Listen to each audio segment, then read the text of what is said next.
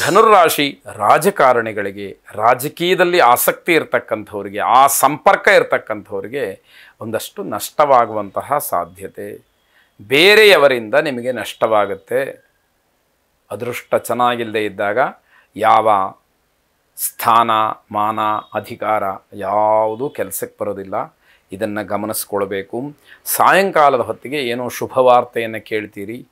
ನಿಮ್ಮ ಅದೃಷ್ಟದಲ್ಲಿ ಏನೋ ಪರಿವರ್ತನೆ, ಬದಲಾವಣೆ ಅಂತಕ್ಕಂಥದ್ದು ಆಗಬಹುದು ಅಂತ ಅರ್ಥ.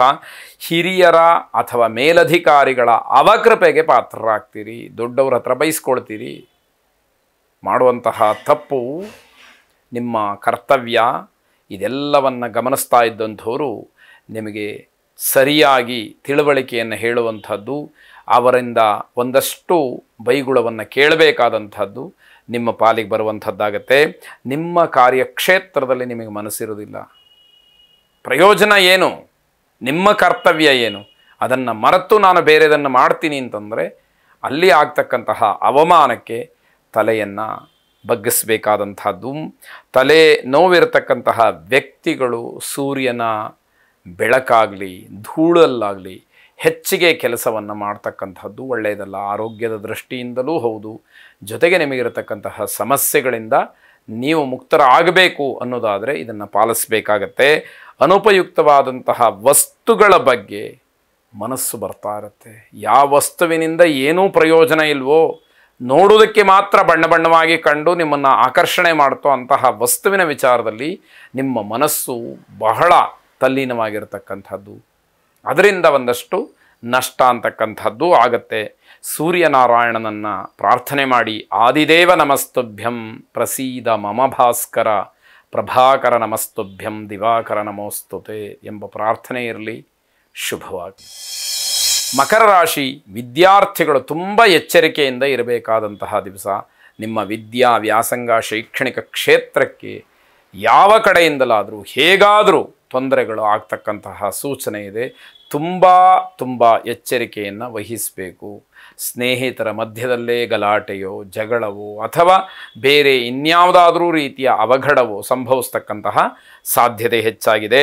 ಅನಾರೋಗ್ಯದಿಂದ ಬಳಲ್ತಾ ಇರತಕ್ಕಂಥವ್ರಿಗೆ ಆರೋಗ್ಯದಲ್ಲಿ ಸ್ವಲ್ಪ ಮಟ್ಟಿಗೆ ಸುಧಾರಣೆಯಾಗುತ್ತೆ. ಯಾವುದೋ ಒಂದು ಸಣ್ಣ ರೀತಿಯ ಪರಿವರ್ತನೆ ಆಗಿ ನಾನು ಬದುಕಬಹುದು, ನನ್ನ ಆರೋಗ್ಯ ಸರಿಯಾಗತ್ತೆ ಅಂತಕ್ಕಂತಹ ಆತ್ಮಸ್ಥೈರ್ಯ ಬರುವ ಹಾಗಾಗುವಂಥದ್ದು. ಸ್ನೇಹಿತರ ಮಾತಿಗೆ ಮರಳಾಗಬೇಡಿ, ತೊಂದರೆಯಾಗತ್ತೆ. ಸ್ವಾರ್ಥಪರರಾದಂತಹ ಸ್ನೇಹಿತರು ಅವರ ಅನುಕೂಲಕ್ಕೋಸ್ಕರವಾಗಿ ನಿಮಗೆ ಏನೋ ಮರಳು ಮಾಡ್ತಕ್ಕಂಥದ್ದು. ಅವರ ಮಾತಿಗೆ ನೀವು ಮರಳಾದರೆ ನೀವು ಸೋಲ್ತೀರಿ, ಅವರು ಮುಂದುವರ್ಕೊಂಡು ಹೋಗ್ತಕ್ಕಂಥದ್ದು. ನಿಮ್ಮ ಬುದ್ಧಿವಂತಿಕೆ, ನಿಮ್ಮ ಅಭ್ಯಾಸ, ಅಧ್ಯಯನ ಈ ಕಡೆಗೆ ಹೆಚ್ಚು ಗಮನವನ್ನು ಕೊಡಬೇಕಾದಂಥದ್ದು. ಓದಿನ ಹೊರತಾಗಿ ಬೇರೆ ಯಾವುದೇ ಚಟುವಟಿಕೆಗಳಲ್ಲಿ ವಿದ್ಯಾರ್ಥಿಗಳು ಆಸಕ್ತಿಯನ್ನು ತೋರಬಾರ್ದು ಅಂತಕ್ಕಂಥದ್ದು. ಓದನ್ನು ಮರೆತು ಉಳಿದೆಲ್ಲ ವಿಷಯದಲ್ಲಿ ನಿಮಗೆ ಆಸಕ್ತಿ ಇರುತ್ತೆ, ಆಸಕ್ತಿ ಬರುತ್ತೆ, ಅದು ಹಾಗೆ ಮಾಡುತ್ತೆ. ಆದರೆ ಅದು ನಿಮ್ಮ ಕರ್ತವ್ಯ ಅಲ್ಲ. ಓದು ಮಾತ್ರ ನಿಮ್ಮ ಕರ್ತವ್ಯ. ಆ ಭಾವನೆ ನಿಮಗೆ ಬರಬೇಕಾದಂಥದ್ದು. ಪರ್ವತಾಂಜನೇಯ ಸ್ವಾಮಿಯನ್ನು ಪ್ರಾರ್ಥನೆ ಮಾಡಿ. ಶುಭವಾಗಿ. ಕುಂಭರಾಶಿ ಅಗತ್ಯವಾದಂತಹ ಪ್ರಯಾಣವನ್ನು ಬಿಟ್ಟರೆ, ದೂರಿಗೆ ಪ್ರಯಾಣ ಮಾಡುವಂಥದ್ದಾಗಲಿ, ಮೋಜು ಮಸ್ತಿಗೋಸ್ಕರವಾಗಿ ಪ್ರಯಾಣವನ್ನು ಮಾಡುವಂಥದ್ದಾಗಲಿ ಬೇಡ. ಇದರಿಂದ ದೊಡ್ಡ ಮಟ್ಟದ ತೊಂದರೆಯನ್ನು ಅನುಭವಿಸಬೇಕಾಗತ್ತೆ. ಸತಿಪತಿಗಳಲ್ಲಿ ಹೊಂದಾಣಿಕೆಯ ಅಭಾವವಾಗಿ ಸಾಂಸಾರಿಕವಾದಂತಹ ಗಲಾಟೆ ಹೆಚ್ಚಾಗ್ತಕ್ಕಂಥದ್ದಿದೆ. ಹಳೆಯ ಕಹಿ ನೆನಪುಗಳು ಮರುಕಳಿಸ್ತಕ್ಕಂಥದ್ದು. ಜೀವನದಲ್ಲಿ ಯಾವುದೋ ಸಂದರ್ಭದಲ್ಲಿ ಏನೋ ಘಟನೆ ನಡೆದೋಗಿರುತ್ತೆ. ಅದರಿಂದ ನೋವನ್ನು, ಕಷ್ಟವನ್ನು, ಬೇಸರವನ್ನು ಅನುಭವಿಸಿರ್ತೀರಿ. ಮತ್ತೆ ಅದು ನಿಮ್ಮ ಮನಃಪಟಲಕ್ಕೆ ಬಂದು ಮತ್ತಷ್ಟು ಬೇಸರವನ್ನು ಮಾಡ್ತಕ್ಕಂಥದ್ದಾಗತ್ತೆ. ವೈಯಕ್ತಿಕವಾದಂತಹ ತೇಜೋವಧೆಯನ್ನು ಮಾಡಿಕೊಳ್ತೀರಿ. ನೀವೂ ಕೂಡ ಬೇರೆಯವರಿಗೆ ಆ ರೀತಿ ಮಾಡಬಾರ್ದು. ಬೇರೆಯವರಿಂದ ನಿಮಗೆ ಆಗದೇ ಇರೋ ಹಾಗೂ ಕೂಡ ಅದನ್ನು ನೋಡ್ಕೊಳ್ಬೇಕಾಗತ್ತೆ. ಸಮಯ ಸಂದರ್ಭವನ್ನು ಕಾದು ಕೆಲವರು 4-6 ಜನ ಇರುವಾಗ ಅಥವಾ ಸಾರ್ವಜನಿಕ ವೇದಿಕೆಯಲ್ಲಿ ಅವಮಾನವನ್ನು ಮಾಡ್ತಾರೆ. ಇದು ಸರ್ವಥೇಪಿ ಒಳ್ಳೆಯದಲ್ಲ.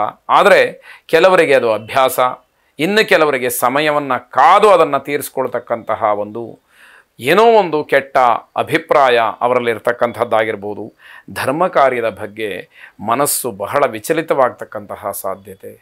ದೇವರನ್ನು ನಂಬದೇ ಇರತಕ್ಕಂಥದ್ದು, ಧಾರ್ಮಿಕ ಕರ್ಮಾಚರಣೆಗಳನ್ನು ನಿಂದಿಸ್ತಕ್ಕಂಥದ್ದು, ಅದರಿಂದ ಏನಾಗುತ್ತೆ ಅಂತ ಹೇಳಿ ಪ್ರಶ್ನೆ ಮಾಡುವಂಥದ್ದು, ಹೀಗೆಲ್ಲ ಮನಸ್ಸು ಪರಿವರ್ತನೆ ಆಗ್ತಕ್ಕಂತಹ ಸೂಚನೆ. ಆರೋಗ್ಯದ ಬಗ್ಗೆ ತಾತ್ಸಾರವನ್ನು ಮಾಡಬೇಡಿ, ತೊಂದರೆ ಮಾಡ್ಕೊಳ್ತೀರಿ. ಲಕ್ಷ್ಮೀನಾರಾಯಣರನ್ನು ಪ್ರಾರ್ಥನೆ ಮಾಡಿ ಆ ಭಗವತ್ ಸ್ವರೂಪಿಗಳಾದಂತಹ ಆದಿದಂಪತಿಗಳು ನಿಮಗೆ ಸರ್ವಾಂಗೀಣವಾದಂತಹ ಅಭಿವೃದ್ಧಿಗೆ ಆಶಿಸಲಿ. ಶುಭವಾಗಿ.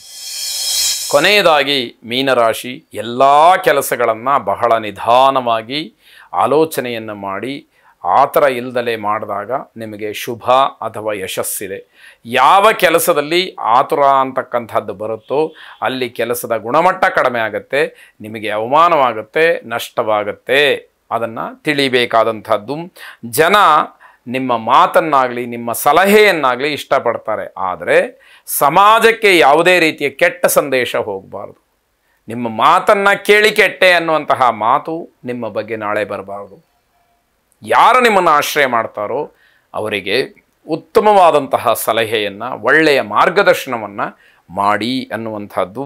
ಸಮಾಜದ ಗಣ್ಯರ ಜೊತೆಯಲ್ಲಿ ನಿಮ್ಮನ್ನು ನೀವು ಗುರುತಿಸ್ಕೊಳ್ಳೋದಕ್ಕೆ ಸಾಧ್ಯತೆಗಳಿದೆ. ನಿಮ್ಮ ಗುರಿಗಳ ಬಗ್ಗೆ ಹೆಚ್ಚಿನ ಜಾಗ್ರತೆಯನ್ನು ವಹಿಸಿ, ಸಮಯ ಬಂದಾಗ ಆ ಕರ್ತವ್ಯವನ್ನು ಮಾಡಿ ಗುರಿಯನ್ನು ತಲುಪಬೇಕಾದಂಥದ್ದು. ಪ್ರತಿ ಕ್ಷಣವೂ ಕೂಡ ಜಾಗೃತವಾಗಿರಬೇಕು. ಯಾವ ಕ್ಷಣದಲ್ಲಿ ಯಾವ ರೀತಿಯ ಅವಕಾಶ ಯಾರಿಂದ ದೊರಕುತ್ತೆ ಹೇಳಕ್ಕೆ ಬರಲ್ಲ.